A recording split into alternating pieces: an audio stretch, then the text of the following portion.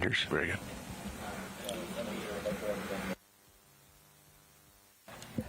And that's a great conversation confirming. That's good ground network. Good for box scan. Make that go.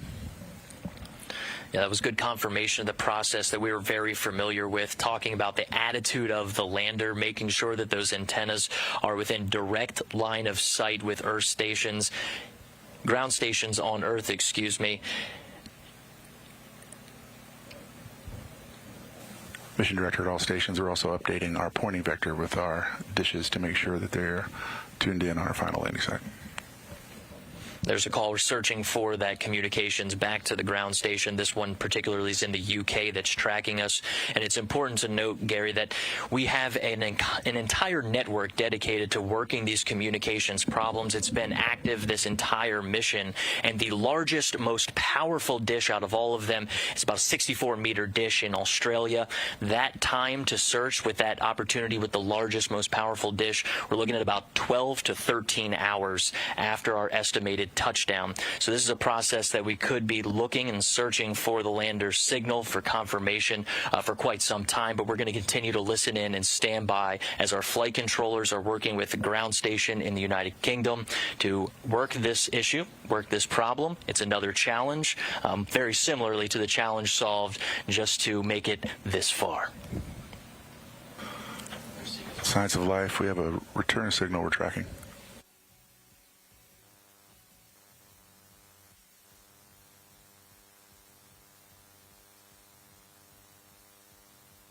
Live from clickorlando.com, News 6 Plus, and WKMG. We're getting results in your neighborhood now at 6:30 p.m. Breaking now at 6:30, Intuitive Machines trying to make history, the first lunar landing by a U.S. spacecraft in more than 5 decades. But was it a success? You are looking live at Mission Control as we wait for word about some possible technical difficulties. Good evening. This is News 6 at 6:30, getting results. Thanks for joining us live on News 6 Plus. I'm Lisa Bell. Ginger Gadsden is on assignment. And I'm Justin Mormouth. Right now, all eyes and ears are on the moon. So we do want to take another live look at that feed we've been following from NASA TV and Intuitive Machines, the company that built the 6-legged lander that will go down in the history books one way or another. Let's go ahead and listen back in on what they're saying. Systems installed on our Nova C-class lunar lander named Odysseus. The process he's mentioning, Gary, is very similar to the one that we were preparing ourselves for at AOS, to where the lander has systems in place to recycle its antennas, to switch antenna pairs. And that was very similar to what we thought we were going to need to do after acquisition of signal. When we separated from the second stage of the launch vehicle, if we made it to a certain point, the lander was autonomously programmed to start taking matters into its own hands. And that was the information that our mission director, Dr. We're not dead yet. We're also not dead yet.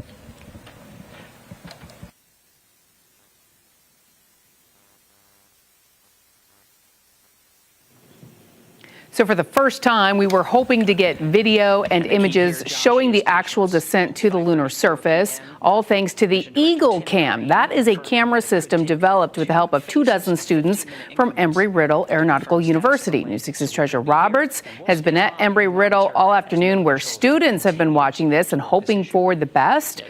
Treasure's joining us now. How's it going right now, Treasure?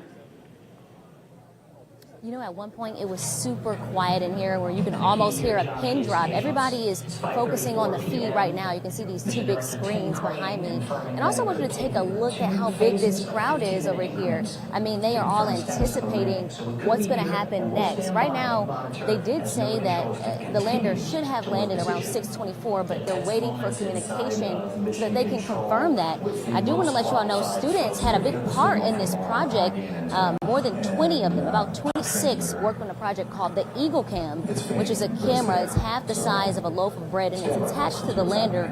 The lander was supposed to eject that camera so it can capture the final 20 seconds of the lander's descent. Now, right now, we don't know exactly if it has done that. They are still waiting for communication. We're still going to stand by and watch and wait with the students. And again, I have my fingers crossed. We're all hoping for the best. Lisa, Justin. Yeah, we certainly are. We know that those students have worked so hard. There's so much anticipation, so many people from NASA along the Space Coast, and really all over the world watching this to see what happens as we take another live look from that feed from NASA TV and Intuitive Machines. That's the company that built that lander.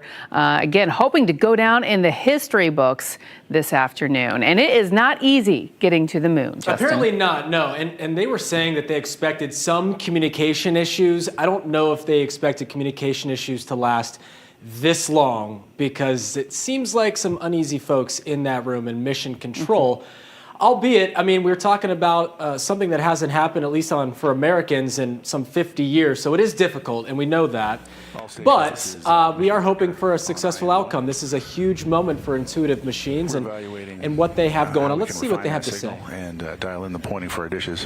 What we can confirm, without a doubt, is our equipment is on the surface of the moon, and we are transmitting. So, congratulations, IM team. There we see go. How much more we can get from that. Well, we hear some claps. Applause is always good.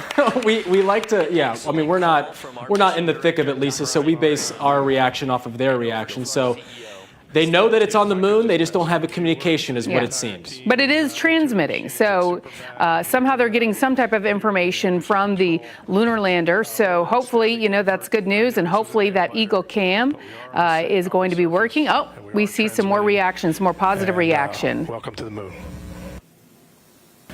Houston. And that's from Embry-Riddle. So got a lot of smart students over there at Embry-Riddle. Very excited to get this update. And you can see the enthusiasm that's coming in from NASA TV. Their friends, everyone who has sacrificed so much to make it this far. I'll tell you, that reaction right there is fantastic. It actually, you know, gave me a little chill. Gave me chills, goosebumps on this history-making moment that we've been anticipating for, well, they moved up the time, then they moved back the time, then they moved the time back up, and now it appears that everything looks good. But there we go. So listen, I like the reaction, and it sounds like this was a success, and we're looking forward to seeing the actual landing from the Eagle Cam, which we're hoping to get hopefully in the next, I don't know, 10, 15 minutes. They said it would be delayed on that front, but that's going to be an unbelievable sight when we do eventually get a peek at that. We'll continue to follow it for you. Also developing tonight at 6:30, a controversial bill kicking kids off social media is one step closer to becoming law. HB 1 is on its way to the governor's desk. Action on social media ban picked up earlier today in Tallahassee. First, the Florida Senate overwhelmingly passed the bill. Since the Senate made changes, though, the House had to pass it again. That happened late today. Now, the bill would ban anyone under 16 from social media sites. Those sites would have to delete existing accounts for young people and would require an age verification check. Social media has become a harm to not just children, but also to adults also. But it is not the legislature's job to parent the parents how to parent. We're talking about businesses that are using addictive features to engage in mass manipulation of our children to cause them harm. So there you have it. So we're being told that opponents also argue the bill. They argue that the bill is unconstitutional, saying judges have blocked similar laws in other states. Now, Governor DeSantis also said he fears it'll be found unconstitutional, but he supports the idea of restricting social media. We'll let you know if he signs the bill when it reaches his desk. And we want to know what you think. Do you allow your children to use social media? Vote yes or no. The web address is on your screen. Just head to clickorlando.com/react. So far, 47% say yes, 53% say no. And again, weigh in at clickorlando.com/react. You can also grab your phone, open up the camera app, scan this QR code. It'll take you to an article about the bill on clickorlando.com where you can get more information about it and weigh in on tonight's poll. You can also leave a more detailed comment.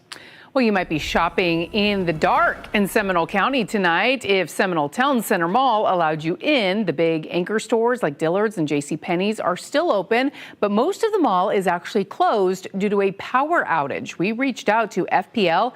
They told us the outage was a last resort because the mall did not pay their power bill. So we asked the city of Sanford about this outage. They told us this, quote, FPL has turned the power off to a portion of the mall. Representatives for this portion of mall ownership has assured the city and various tenants that they have initiated payment to get the power restored to the common area, end quote. News 6's Troy Campbell is at Seminole Town Center pressing for answers from mall management. He's working on an update for tonight at 11. Well, from a power outage to a major outage for millions of cell phone customers across the country, the nation's largest cell phone provider, AT&T, has been down on and off all day. Many folks woke up with this SOS message displayed in the status bar. I was one of them, and you couldn't use your phone unless it was on Wi-Fi. Now, at this point, we don't know why that happened, but it could happen again. So News 6's Catherine Silver looks at what you can do to get results and stay connected. It's an inconvenience, to say the least, waking up in the morning and seeing the SOS on the top right corner of your phone.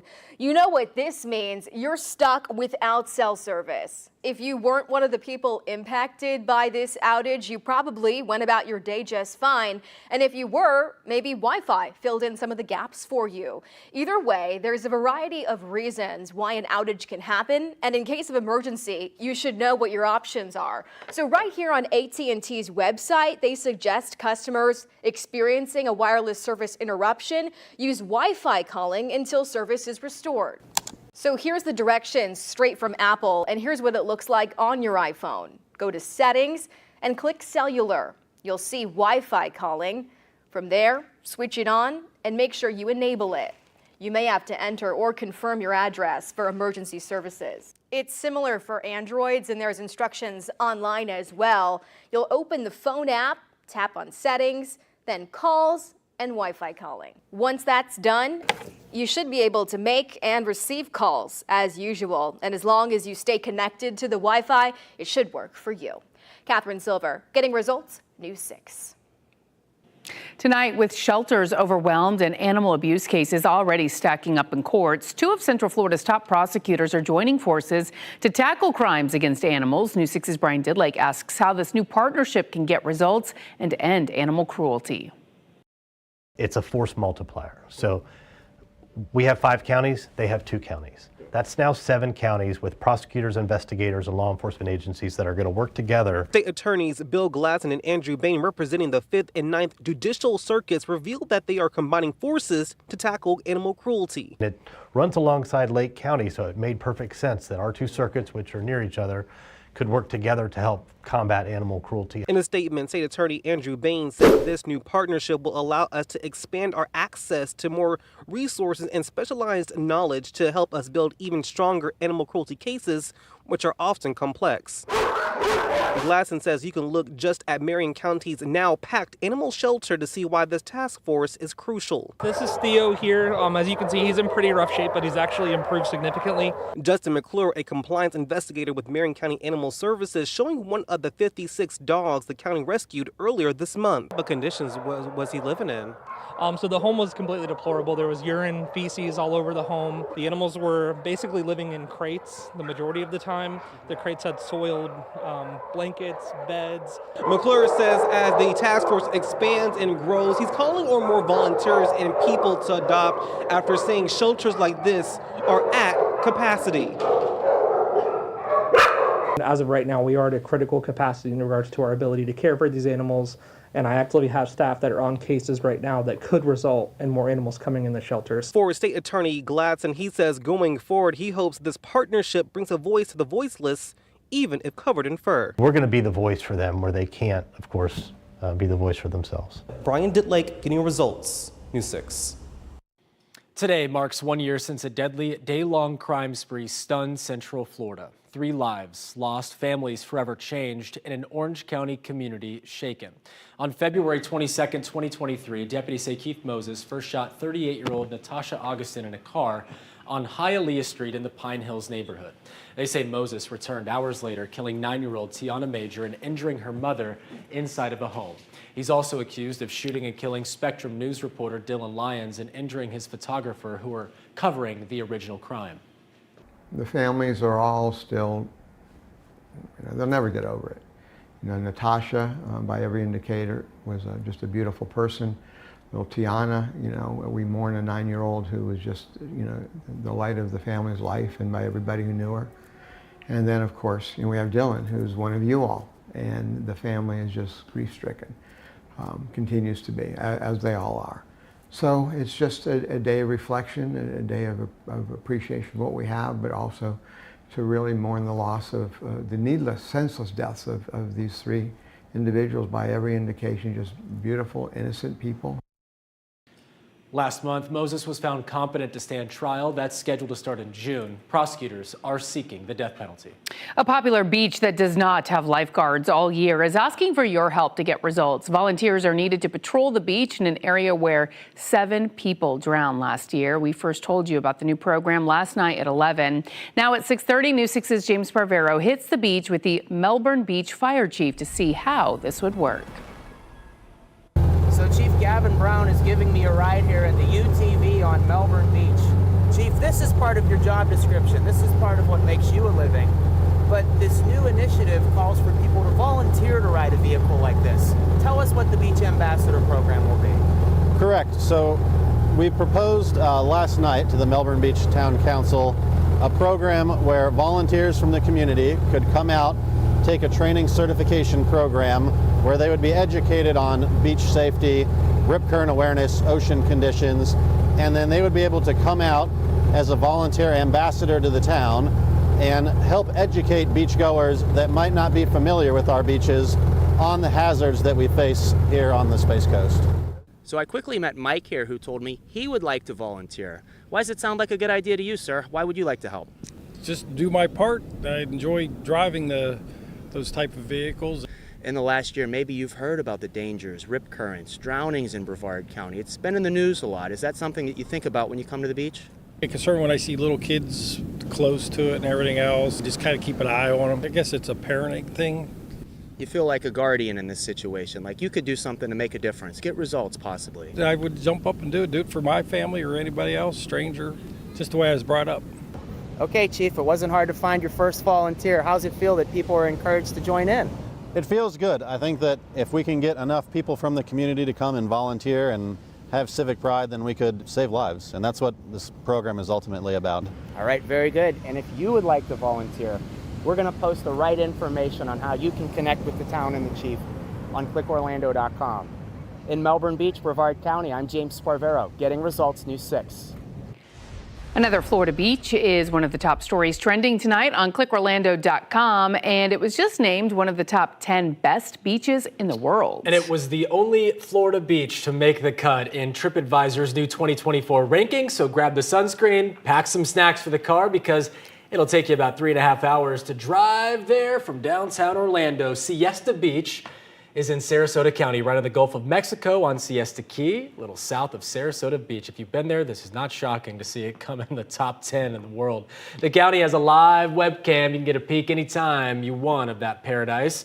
Nearly 7,000 users gave it a 5-star review on TripAdvisor.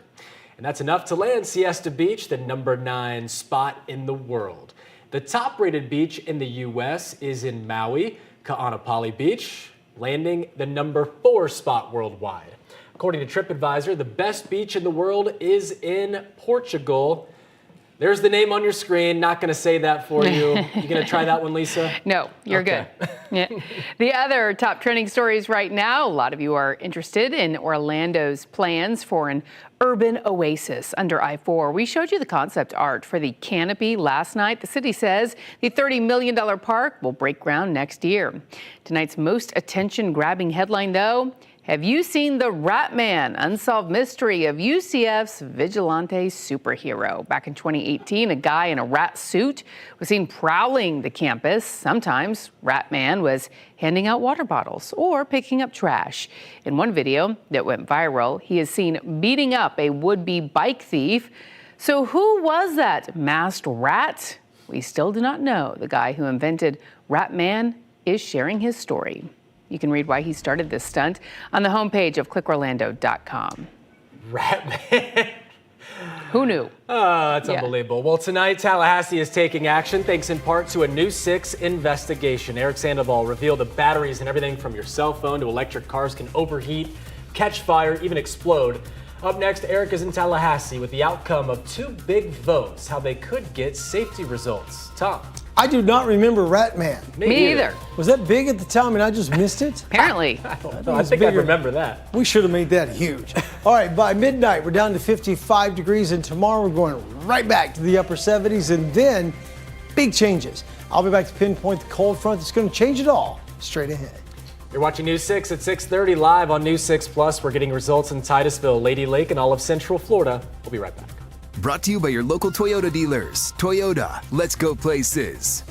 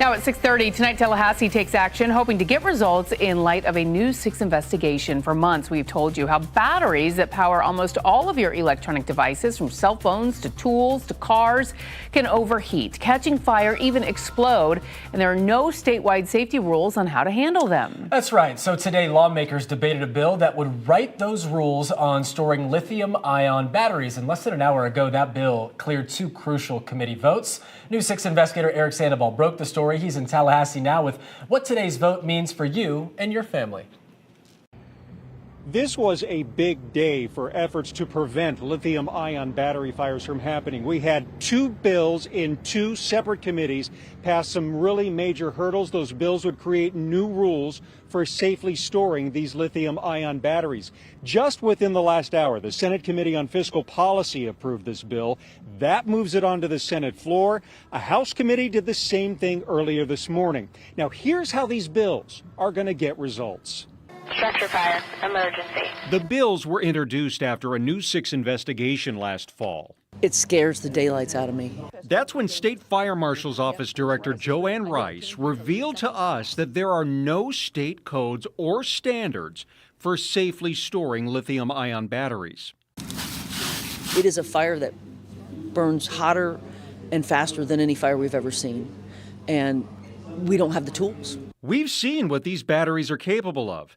An overheated battery caught this house in Brevard County on fire, leaving a man badly burned. Yeah, we had the e-bike battery plugged in the room, and there was an explosion. We cut back, and there it was, side of the bed was on fire. Cody stomped on the fire, burned his feet all up. The House and Senate bills would allow the Florida State Fire Marshal to act outside the national rule book for fire marshals across the country.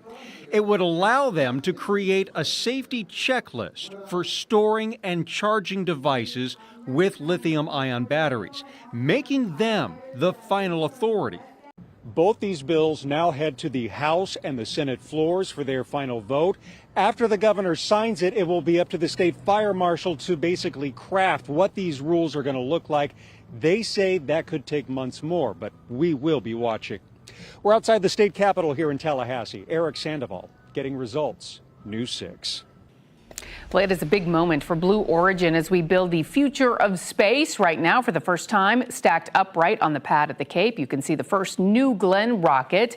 And the Super Heavy rocket is getting ready to fly. The Jeff Bezos-owned company announced last night the rocket will remain vertical for at least a week for tests. Now, if you look closely, you might see the rocket is missing its 7 engines. They are being hot fire tested at NASA's historic test stand in Huntsville and at a Blue Origin site in West Texas. Blue Origin hopes all will be ready for the first launch later this year. And if you're just now joining us, we're waiting to see images and get an update on the lunar landing. A few minutes ago, as employees cheered, Intuitive Machines confirmed the lander Odysseus is now on the moon's surface. And they're getting data as well. Some good news there. They did have a communications disruption for a few minutes during and after the touchdown, but we will bring you any updates as they come in on clickorlando.com and tonight at 11. All right, Chief Meteorologist Tom Sorrells joins us now.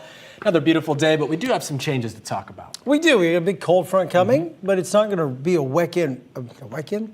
That's what I'm trying to say. It's not going to be like last weekend when the cold front came and the rain came. Right. Take a look at what's happening tonight. We had a good day. We hit a daytime high. It got us back to normal of 76. Right now, radar is dry as it can be. It should stay that way until about 4 o'clock tomorrow afternoon. I think it might rain earlier than that if you're watching from up in Marion County, but everywhere else hangs on in the metro till a little bit later. Low this morning was 47. Daytime high today hit 76. That's normal for this time of year. Nowhere near the record. Currently in Orlando, 69. Here's Mount Dora. A lot of folks out on the town tonight. Not bundled up too much. It's 63 degrees. A little nippy, but not bad. Daytona Beach at news time after a beautiful day. We are still holding at 63. And Bike Week starts March 1st. In my mind, I was thinking it starts like much later, like normally around the 14th. Not this year. It's the 1st through the 10th. So get ready. Wind speed and direction, all the support tonight is coming from the south or the southwest or the southeast. So we're going to stay milder tonight than any night lately. This big ridge of high pressure dominant, totally in control, has taken over everyone here. So we're on the backside of it. All the circulation around it giving us that southerly flow. That maintains through the night tonight into the day tomorrow. All the wind coming from the southwest. This cold front, though, is going to start to arrive during the day tomorrow. That's going to put warm air all the way up to the Great Lakes until that cold front pushes all the warm air south and east. Watch. Here's the way it goes. Tomorrow morning, 7 a.m., frontal boundary here, pushing all the rain out to the east. Now, it's going to be a little ribbon, kind of, a little area of rain that comes through. It's not going to be a day-long washout. No more of that kind of stuff. Then as we go through the day, Friday into Saturday, everything dries back out. Another ridge of high pressure builds in behind it, so we're breezy and we're cool Saturday. Start to warm up again on Sunday.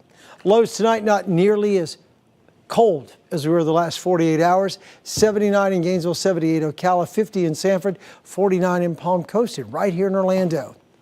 51 for the overnight low. Here is tomorrow. Your forecast is sponsored by Florida Lottery. By noon tomorrow, we're back to 72. The daytime high about 77. 4 o'clock temp is 75 with rain chances building. So a nice start, showers late.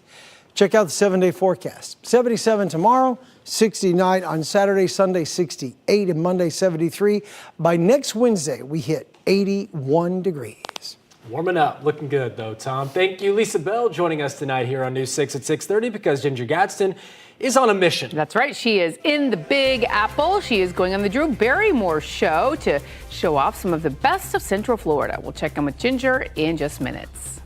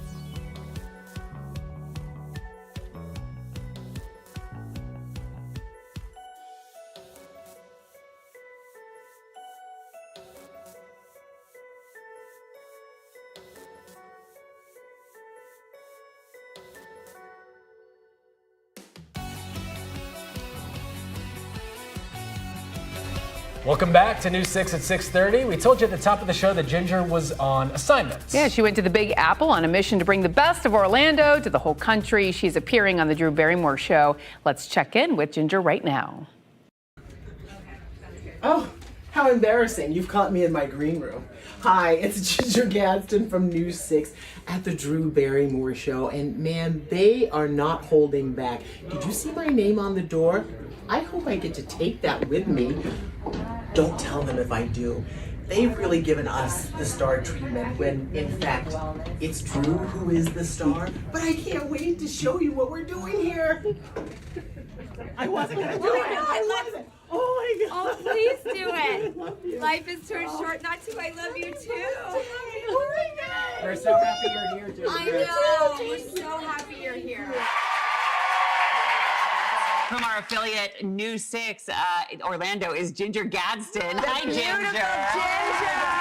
In this unbelievable pink, we can't get over your outfit. Oh, thank you. Yeah. Oh my gosh, you gave it a new name for this color. I called it neon bubblegum. Okay, so sunshine or snow? Sunshine, 100%. Sunshine for yeah. sure. Okay, Yeah. then Florida's And I your love the place, yeah. snow. I really do. In fact, I wish it snowed more in New York now because since I've been living here, it's snowing less and less, and I don't like that. I'm fine. I'm not cute bundled up. I Oh work my too gosh. hard to lose weight, and I got to wear a puffy jacket. Yeah, you want to show it off, Exactly. right? Yeah, okay. You need to be in Orlando. Yes, in a Speedo. Thank Exactly. you. Oh my God. Give the people what they want. Yes, Yeah. you're You can catch the Drew Barrymore Show on WKMG every weekday starting at 3, just before News 6 at 4. Looks like a good time. Yeah. Thanks for watching News 6 at 6:30. You can stream News 6 online anytime on our News 6 Plus Smart TV app. Remember, we always break news on clickorlando.com. They'll see you back here tonight at 11.